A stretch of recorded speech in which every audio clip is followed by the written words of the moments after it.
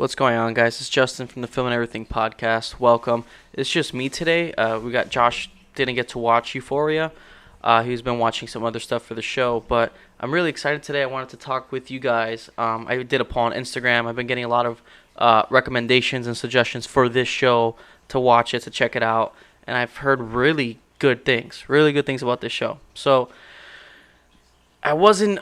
This show wasn't something that I was really excited about when it first came out. I never really got into it. I never fell in the hype for whatever the reason. It might have been I was watching some other things at the time, but I got around to watching it now, and I really wanted to share my thoughts with you guys because I want to see where we stand with this, because they're definitely going into spoilers here, guys. So if you haven't seen it yet or anything, even though I'm sure you've seen it by now, unless you're like me that you just haven't seen it yet until now. But where do I start with this? I went into this show with no expectations. I wasn't going in this show to not want to like it or going into it expecting to love it.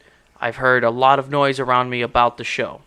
I went into it clean slate. After the first 3 episodes, I wasn't feeling it. I don't know. I felt the show's very stylized. The cinematography, the style of the show is great. There's some really cool shots, some great shots. But I don't know why it could just be me. And that's why I'm really excited to talk about this with you guys, because I feel like I'm kind of out of that loop of everybody's really loving it, and I didn't fall in that category. I don't know why. But the first few episodes, the style was really cool. In the first episode, there's a really cool shot with Zendaya, and she's high and she's doing all these drugs because she's an addict, a recovering addict, and they kind of do this whole Inception scene of the interior spinning around her and she's just going around. If I'm not mistaken, I saw the set video of that, and they did it just like Inception. It was an actual hallway, and they had it going around, and Zendaya's in it, actually moving along with this rotating set. It's really cool. It's really interesting. And all that stylistically, it's really cool. However, I felt done a lot. It was a little overdone. There's cool moments, cool shots, very stylistic. Camera's always moving. But I realized watching the show, the moments that I did like was when the show slowed down. And I believe it was episode 2, or it might have been the first episode 1 or 2. There's at the party, there was a pool party going on. And there's a scene where Zendaya sits down with Fez, and she's just kind of wrecked. She's just sitting there, she's having a bad day. And all the stylistic stuff stopped for a second, and the camera just sat there, and Zendaya gave kind of like this whole monologue about her past, about with her dad, I believe, and all this stuff about what's going on with her to Fez. And Fez is like a good friend to her, even though he's also her drug dealer. I really like that moment. I like those moments in this show when it kind of just slows down for a second and let the characters breathe for a second. Let us get connected with these characters, as opposed to just the constant like, look how cool this is, isn't this trippy? I felt like the show was doing that a lot. Yes, it's cool.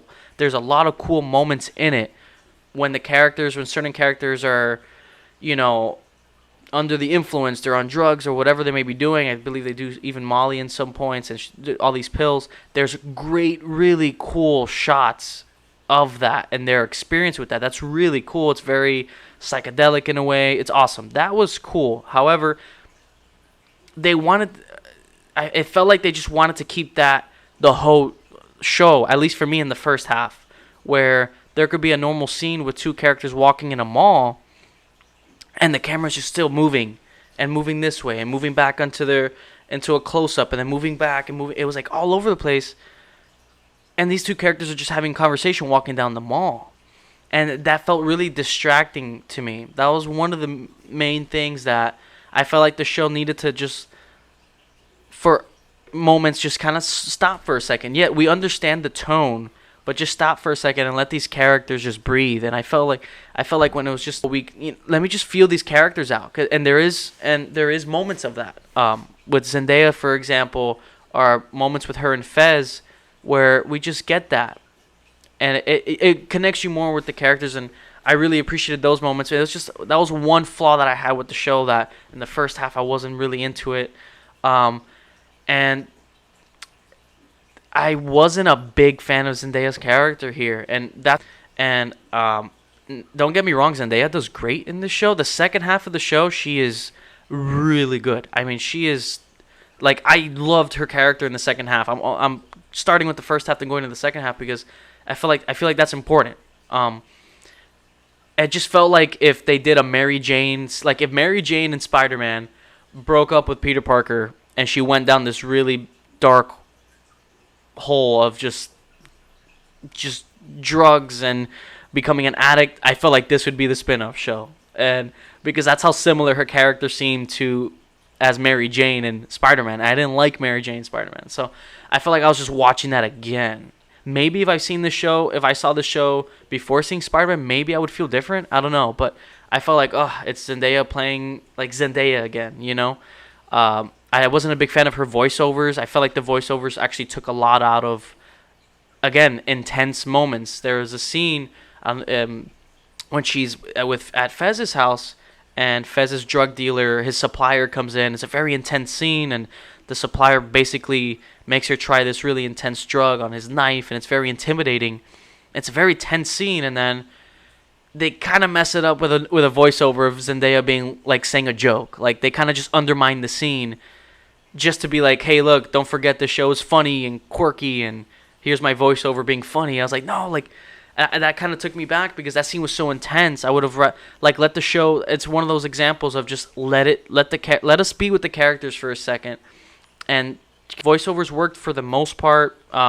Just her explaining certain things with different characters and all that. But when it's in those moments with those tense scenes, it felt like it just takes you away. You know what I mean? And the show, I noticed in the second half, does not do that as much. The second half is, I believe, really, really well done. It's a lot better. But the second half of the show, from the Carnival episode on, the show does improve for me. The show does get better because, again, it slows down now. Now we're following characters. We're seeing where everything's going. And I really enjoyed that. The second half for me worked a lot more. But there's the whole Nate thing. Nate's character, I get it. And his dad, that whole like little weird shit going on with that family, that was really interesting. But I did not for a second buy the fact of Nate beating up this Tyler guy, the Tyler guy not doing anything about it, and then Nate making this guy confess to a crime that he didn't do, referring to the strangling of Maddie. I did not buy into that at all. I understand. I understood the Jules situation because he was blackmailing Jules with her, with her nudes and all that. He had naked pictures of her and this whole thing, and I guess threatened her with child pornography. But with the Tyler guy, I was like, the Tyler guy's already beat up. He actually has more dirt on Nate. I felt like he could have actually just gone to the police, and it would have added to the investigation. And that's another thing I had an issue with. The investigation kind of just drops. I felt like this whole show was leading to something really big. And then the final episode left nothing. And I understand there is going to be a second season. I was reading up now. Second season is confirmed. They were filming. It stopped because of the pandemic that's going on now. But there is a confirmed season 2. But nothing in this season is really resolved. What happened with the Tyler character? Does he just stay in jail? Why would he stay in jail? Like, I just don't buy that character of Tyler just letting himself confess to something he didn't do and just going to jail. That makes no sense to me. And then Jules lied about seeing Tyler strangling Maddie because, again, she was being blackmailed and she felt terrible about it, but she doesn't tell Rue. She doesn't tell anyone. You could tell she's guilty about it, it just ends at that. Rue and Jules kind of like break up. Jules goes out of town. Rue decides to stay for her family. Nothing gets resolved. Like, what happened there? I understand for season 2, but you're leaving too many things open to it just does. I feel like it doesn't complete this story in this season as a whole. I feel like every show should always end the main story of that season, and you can, yes, leave breadcrumbs for a second season, but this thing just solves nothing. All we know is Rue breaks up with Jules, and she relapses at the end. I thought the ending was really cool. The whole singing choreography, and it's her relapsing. We find out that the jacket she always wears is her father's. All that is really cool. I like that. But what the hell happened to everything else? What happened with Nate and Tyler? Like for example, Maddie finding the CD, and I think that's the CD of Nate's dad having sex with Jules. I understand that cliffhanger. You can leave that for next season. I'm fine with that. I wasn't trying to resolve that right away because I understand that's going to lead to a whole other process. But Nate beating up Tyler being, and then Zendaya's character Rue in episode 7, right before the finale, she did this whole investigation of her. She was like, I'm going to crack this down. I'm going to get to the bottom of this. And then episode 8, they're at a dance and they just forget about it. You know, and then the ending of episode 7, I was actually really excited because I was starting to enjoy the second half of the season. Episode 7 ends with a really good cliffhanger of Nate calling the cops and the cops raiding Fez. That was a huge deal. I thought that was really interesting. Then episode 8, it's about Fez trying to get that money back. He steals that money to pay his dealer, his supplier. That ends on a cliffhanger as well. We don't know if the supplier believes him or not. But then what happens with Nate? Nate just kind of walks free. There's no sort of, like, Rue tells Nate, hey, I know you did that to Fez. Don't fuck with us because I can bring you down. She does mention about her dad, how he sleeps with underage girls and all that. That was interesting. But what? Did everybody just forget about Tyler? Like, what? Like, it's like, you know, like with Stranger Things, everybody was like, justice for, what was her name? I forgot her name. Help me out here. But it's justice for Barbara. Justice for Barb is like justice for Tyler here. Because what the hell, man? That guy's in jail. He got beat to a pulp. Doesn't tell anyone. Then he confesses to a murder because I just didn't buy why he would actually do it.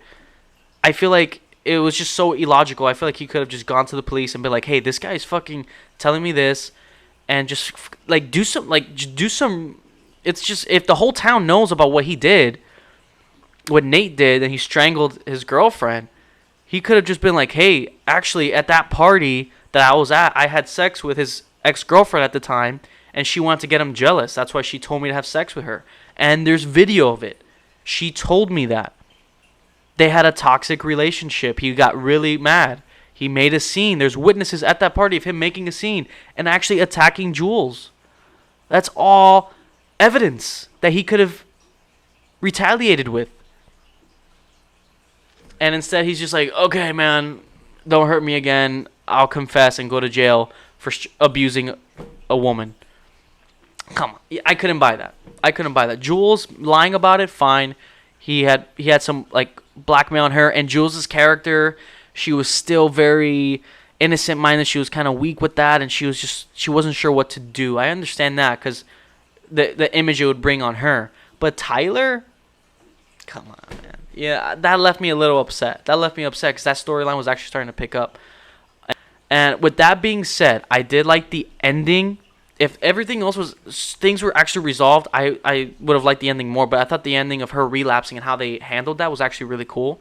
It was really well done. And I did research on it, and it is her relapsing, and it's kind of seeing, there's like a theory of maybe she's dead. I don't think so, but it's her relapsing and just her, you're like in her mind state, you know, and it's her seeing her family, and we see all the ups and downs that she's been through, and you kind of see that emotional side of her, what's going on with her in her head, you know. I thought that was actually really, really cool, and her climbing up the pile of bodies, and then the light, and then her falling over, it's all just this symbolism of her relapsing again, you know, leaving that open for us to wonder, did she die? Is she going to OD again? All that. I thought that was really great. The scenes with her family and the flashbacks with her dad, all that is great. Just nothing else gets resolved. And, you know, I can understand why people love this show. I can. I just didn't love it as much as other people do for these reasons. There is good things in it. I liked most of the characters for the most part. I thought Nate, the show is a little over the top. This is like a very extreme high school. I don't know if there's high schools like that. Correct me if I'm wrong, but it's very extreme. But that's fine. I didn't care about that. But the characters for the most part are really cool. I did not like Kat's character, or Kate. I thought her character was essentially pointless. I didn't like her arc. I every time she came on the screen, I was kind of like, okay, like I wasn't feeling it. You know what I mean? I understand why. I understand why they were having her character, that arc and everything, and then that. I didn't care. Every time they showed her, I wanted to find out what was going on with everything else, because there was like more important things going on. It's a cool show. I can see why people like it. I really can. I really can. I just didn't. It felt at times like if it was trying too hard, in my taste. Maybe not for other people. In my taste, I felt like I understood what it was trying to do, and at times it does it really well. But then there's times where I feel like they're just trying. It's too over the top, and they're trying too hard to be this specific style. And, there's good things in it. I think the second half is a lot better than the first half. The second half, after the carnival episodes, it does get really good. Zendaya does really good in the second half. She was actually really funny in the second half. The first half, I wasn't in it at all. And she just felt like Mary Jane. But the second half, oh man, with the whole investigation bit, with the cigarette, and she's figuring out everything going on, I loved that. I thought she was actually really funny. She made me like laugh. She was really good. She did that character really well. And when she was playing like the really tough sister, when her sister was hanging out with the other guys, she was really good in those scenes. I forgot that it was like Mary Jane from Spider-Man for a second. Like those scenes she did really well in that second half of the show. First half it just felt like Mary Jane from Spider-Man. But yeah, guys, I enjoyed the show. If I was able to binge watch it in 2 days, I was interested. The first half I did have to really push because I wanted to give the show a chance, and I'm glad I did because the second half does get better. It does get better. But yeah, guys, I enjoyed it. That's pretty much it. If I had to rate this show, I just finished it last night. I would give it. I'm like at a 7 right now. I'm at a 7 just because that first half for me was rough. The second half could have been amazing. I felt like it could have been really good, but those things that I told you about Tyler and a lot of just plot lines that just got forgotten, and I really had to believe that Nate was this guy. There was a lot of like dark stuff with him, and I was like, really? Like, this is a lot. You know what I mean? He's like this evil mastermind. But I would give this a 7, guys. It's a 7 for me. If you guys, and again, I can understand why people love this show. I can see it. That's my take on this one, guys. If I missed anything, if you disagree with me, if you agree with me, let's talk about it. Comment below. And if you're listening, message me on Instagram, on my podcast account, at me on Twitter. Follow me on Twitter at Cruisin' Films, and I'll reply. Let's talk about it. It's something, and if you guys enjoyed it, awesome, man. You know what I mean? I can see why. I can. I guess it wasn't for me, But that's it, guys. That's my take on Euphoria. Hope you guys enjoyed this video. Hope you enjoyed my take on this. I'm going to do more of these whenever I can. Feel free to recommend any other shows, movies. We'll talk about it. We'll talk about it with you guys, and we'll discuss it. Thanks so much, guys, for watching. If you're watching, thank you for listening, and goodbye.